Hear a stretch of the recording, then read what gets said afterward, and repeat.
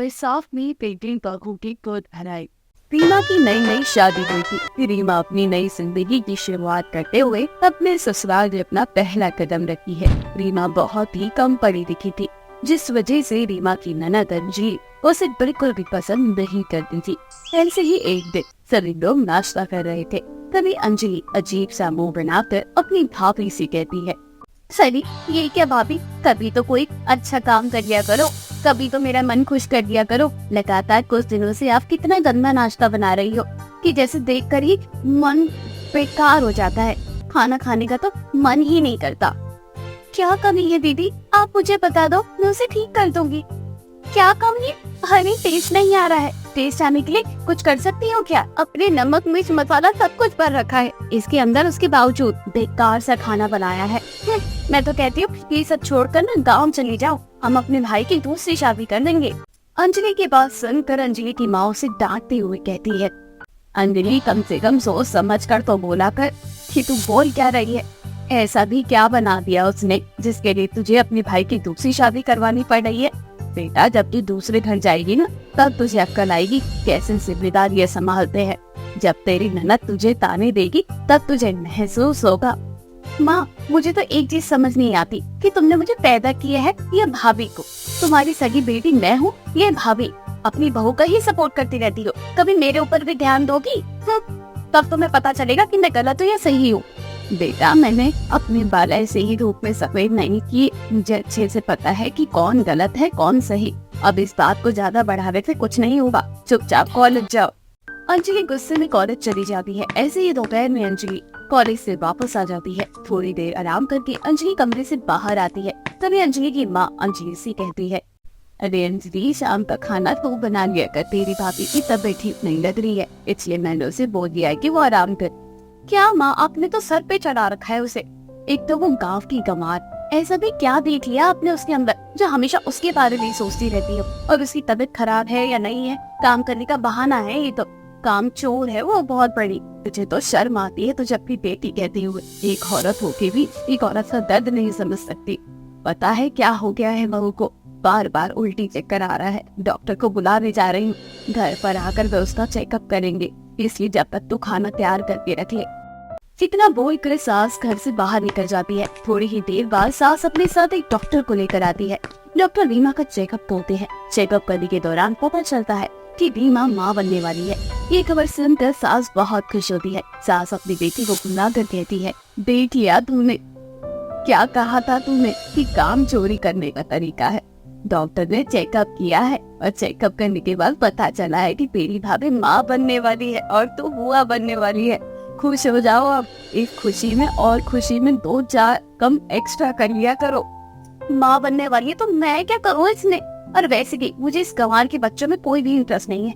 आप खिलाओ इसके बच्चे को, मैं जा रही हूँ।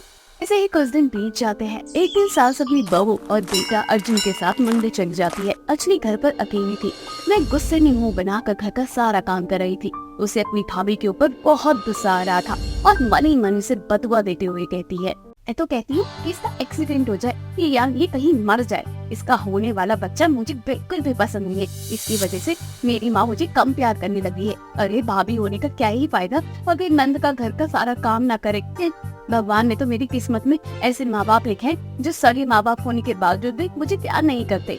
और भगवान तू मेरी भाभी को उठा ले या फिर मेरी शादी किसी अमीर घर में करवा दे।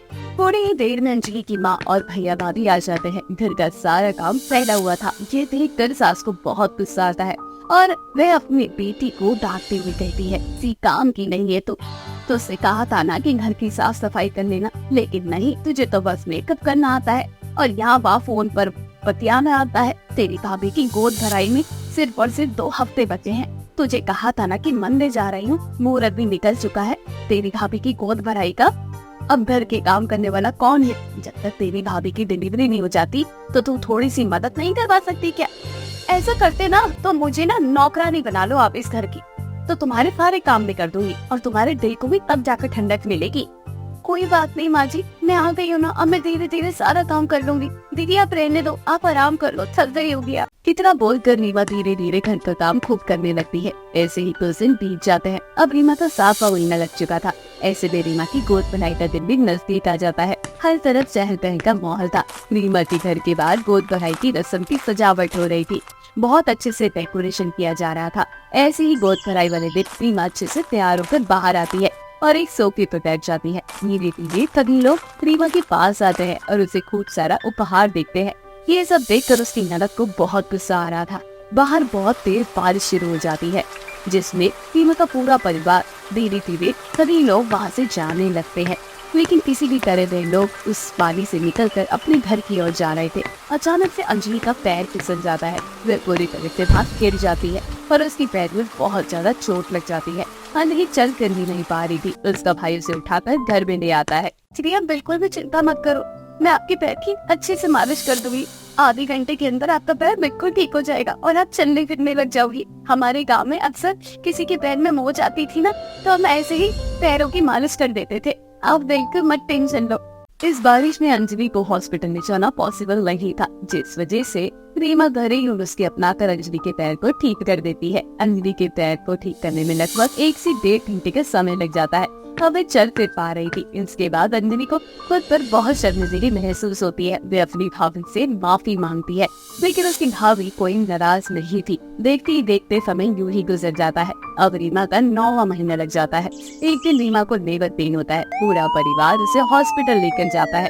बहुत ही सुंदर बच्चे को वह जन्म देती है। अंजलि खुशी खुशी उस बच्चे को गोद लेती है और बहुत प्यार करती है। सुमन अपनी बेटी की शादी को लेकर बहुत ज्यादा खुश थी, लेकिन उसका बेटा रोहन इस शादी से बिल्कुल भी खुश नहीं था। एक दिन रोहन अपनी माँ से शादी के बारे में बातचीत करते हुए कहता है, माँ क्यों जबरदस्ती कर रही हो मेरे साथ? मेरी जिंदगी बर्बाद करके आपको क्या मिलेगा? मुझे वो बॉनी बिल्कुल भी पसंद नहीं है। आपने मुझे देखा है कि मैं कितना स्मार्ट हूँ और कहाँ वो बॉनी सी लड़की। मेरे सारे दोस्त मेरा मजाक बनाएंगे। बेटा किसी भी लड़की के बारे में ऐसा नहीं बोलते, जो है भगवान ने बनाया है। और दूसरी बार बोली है तो इसका क्या मतलब? उसकी शादी नहीं होगी। रही बात तेरे स्मार्ट होने की, तो वह एक अमीर बाप की बेटी है। कहाँ हम जैसे गरीब लोग, जिसे कोई भी शादी में फंक्शन में बुलाने को तैयार नहीं होता, और वे हम लोगों से रिश्ता जोड़ रहे हैं। माना कि कमी उनकी बेटी में है थोड़ी सी, लेकिन कमी हमारे अंदर भी तो है। हम भी तो बहुत गरीब हैं। हमसे वो रिश्ता जोड़ रहे हैं, यही बहुत है हमारे लिए। जब लड़की हमारे घर आएगी ना, तो हमारी जिंदगी बिल्कुल बदल जाएगी। माँ पैसे देखकर मेरी लाइफ का खिलवाड़ बनाकर रख दिया आपने। अरे अपना कोई ईमान धर्म नहीं है क्या? माना कि हम गरीब हैं, लेकिन इसका मतलब ये नहीं है कि किसी से भी और किसी काली कलूटी लड़की से शादी कर लूं। बेटा मैंने अपनी जिंदगी में बहुत गरीबी देखी है, और शायद इस गरीबी के कारण मैं तुझे अच्छे से पढ़ा लिखा भी नहीं पाई, और ना ही तेरे कोई सपने पूरे कर पाई। बस मुझे इतना पता है कि वे लड़की हमारे घर में लक्ष्मी बनकर आएगी। तुझे क्या लगता है? उसकी छोटी हाइट होने के कारण उसमें बहुत सारी कमियां हैं। बेटा एक बार उससे बात करके तो देख, तुझे समझ में आएगा कि जो एक गुण जीवन साथी में होने चाहिए, वे सारे गुण हैं उस लड़की के अंदर। माँ मेरी बात आप ध्यान से सुन लो। मैं उस लड़की से शादी नहीं करूंगा। वो बॉनी मेरे लायक है ही नहीं। ठीक है, फिर मेरी बात भी तू ध्यान से सुन ले। तेरे पापा तो वैसे तुझे बचपन से छोड़कर चले गए, और मुझे भी यहाँ अकेला छोड़कर चले गए। अब मैं भी चली जाऊंगी अगर तूने उस लड़की से शादी नहीं की। मैं तो खुद को हमेशा हमेशा के लिए खत्म कर दूंगी। अब फैसला तेरे हाथ है कि तुझे माँ की जिंदगी प्यारी है या अपनी मनमानी करनी है। रोहन भी अपनी जिद पर अड़ा हुआ था, तो वही सुमन भी किसी भी हाल में अपने बेटे की शादी जबरदस्ती काजल के साथ करवाना चाहती थी। काजल दिखने में बहुत ही सुंदर थी, काफी पढ़ी लिखी थी, अपने माँ बाप की इकलौती संतान थी। काजल के पास दौलत और शोहरत, किसी चीज की कोई कमी नहीं थी। भगवान ने उसे जरूरत से ज्यादा छोटी हाइट वाली लड़की बना दिया था, जिस वजह से हर कोई उसे शादी के लिए मना कर रहा था। सुमन और रोहन काफी गरीब थे।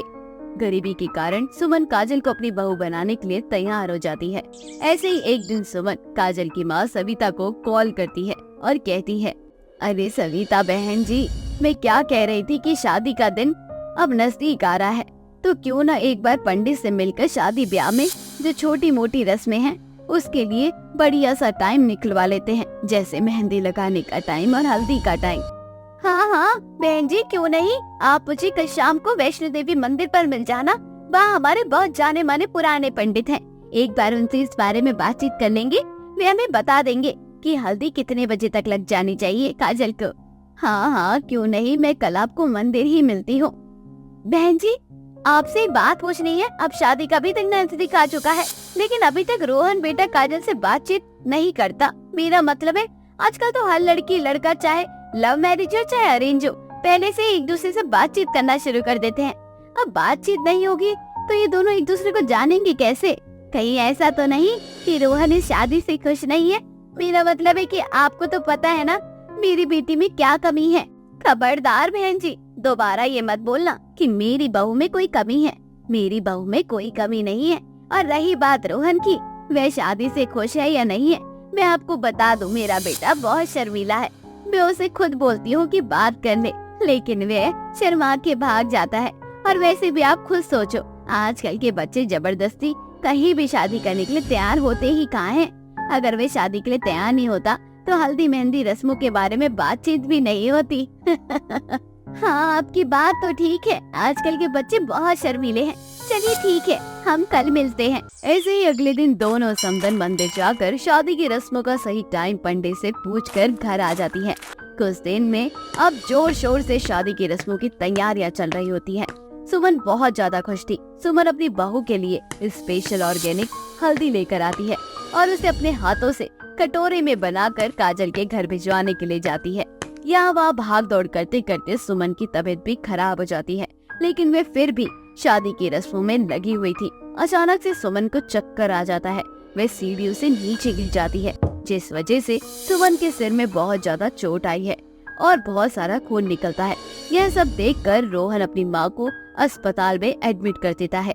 सुमन के सर से बहुत ज्यादा खून निकल रहा था। तभी डॉक्टर रोहन से कहते हैं, जी देखिए, पेशेंट की हालत बहुत ज्यादा क्रिटिकल है, क्योंकि उनके सर से बहुत ज्यादा खून निकल चुका है। ऊपर से बढ़ती उम्र के साथ साथ शरीर में बहुत कमजोरी है। आपको कहीं से भी अपनी माँ के लिए ब्लड लाना पड़ेगा, क्योंकि ओ पॉजिटिव ब्लड ग्रुप हमारे हॉस्पिटल में उपलब्ध नहीं है। हमने आसपास के जितने भी ब्लड बैंक थे वहाँ पर कोशिश करके देख लिया है, वहाँ पर भी नहीं है। एक बार आप अपने किसी रिश्तेदार वगैरह से पूछ लो, अगर किसी का ब्लड ओ पॉजिटिव हो तो हम आपकी माँ की जान बचा सकते हैं। रोहन अपनी माँ की हालत देखकर बहुत परेशान हो जाता है। वह बहुत अकेला महसूस कर रहा था। खुद को यहाँ वहाँ अपनी माँ के लिए खून तलाशने लगता है। जब ये बात काजल की फैमिली को पता लगती है तो वे सब हॉस्पिटल आ जाते हैं। काजल का ब्लड ग्रुप ओ पॉजिटिव था और काजल अपनी सास को बचाने के लिए अपने शरीर से उसे खून दे देती है। थोड़ी देर में सुमन को होश आ जाता है। सुमन अपनी बहू से बहुत खुश होती है। कहीं न कहीं रोहन को भी बहुत शर्मिंदगी महसूस होती है कि उसने काजल के बारे में बहुत बुरा भला कहा। तभी काजल अपनी सास से कहती है, माँ जी आपको बिल्कुल भी चिंता करने की जरूरत नहीं है। जब तक मैं आपके साथ हूँ ना, आपको कुछ नहीं होगा। बहुत खुशकिस्मत हूँ मैं जो ऐसी बेटी मिली है।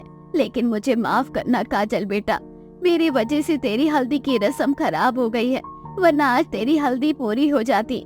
हल्दी तो वैसे भी पूरी हो जाएगी माँ जी। ये देखो मैं हल्दी लेकर आई हूँ, आप सबसे पहले अपने हाथों से मुझे हल्दी लगा दीजिए।